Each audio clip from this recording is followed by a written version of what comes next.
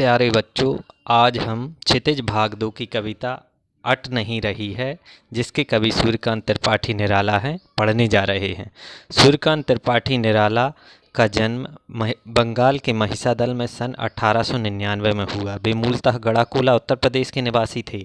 निराला की औपचारिक शिक्षा 9वीं तक महिसादल में हुई। निराला का पारिवारिक जीवन दुखों से भरा था। सन 1961 में उनका देहांत हो गया।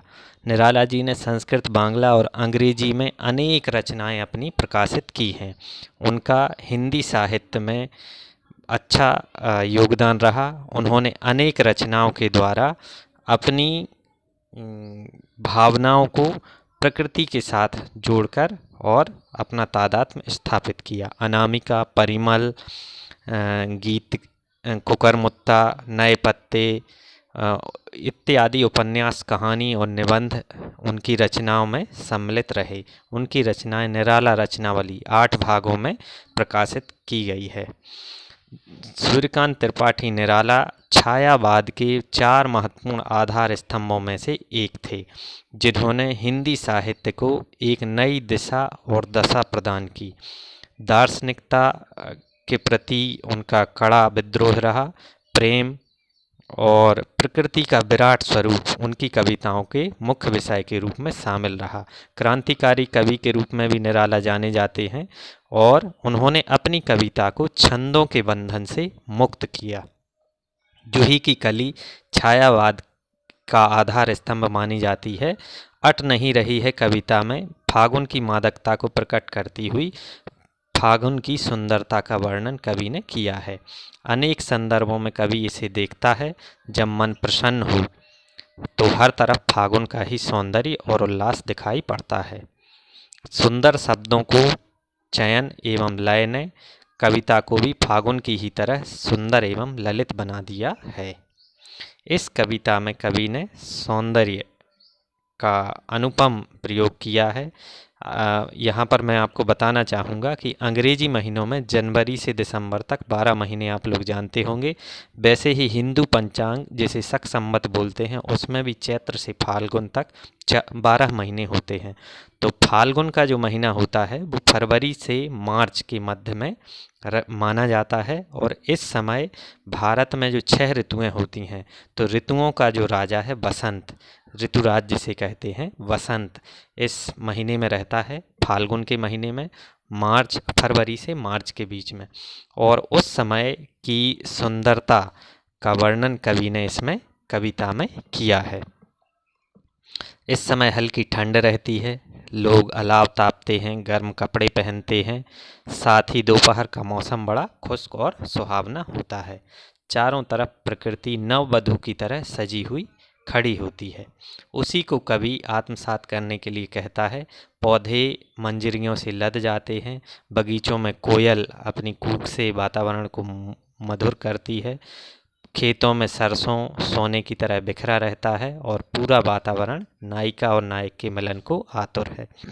इसी मादकता से सराबोर प्रकृति अपना अनुपम रूप लिए हमारे समक्ष प्रस्तुत रहती है।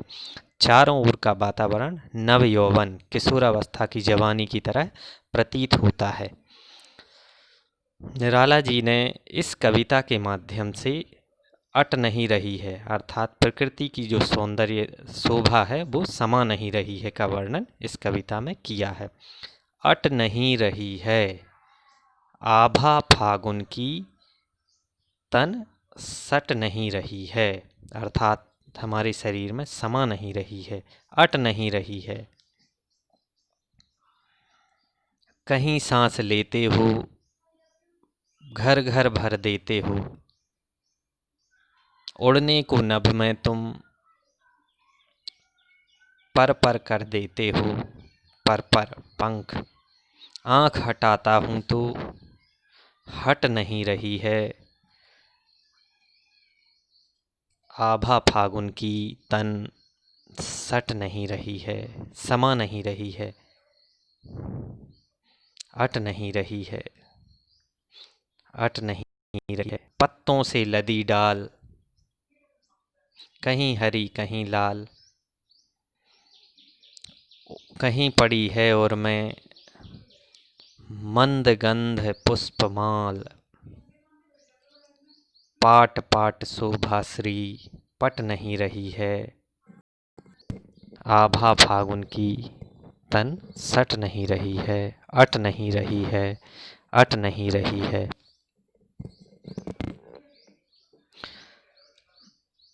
इस कविता में कवि ने बसंत ऋतु में आने वाले फागुन मास की प्राकृतिक शोभा का वर्णन किया है।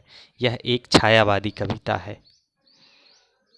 छायावाद की विशेषताएं हैं प्रकृति प्रेम, प्रकृति के को आत्मसात करना, बिंबों और प्रतीकों के माध्यम से अंतर्मन के भावों का बाहर की दुनिया से सामंजस्य बिठाता है छायावाद।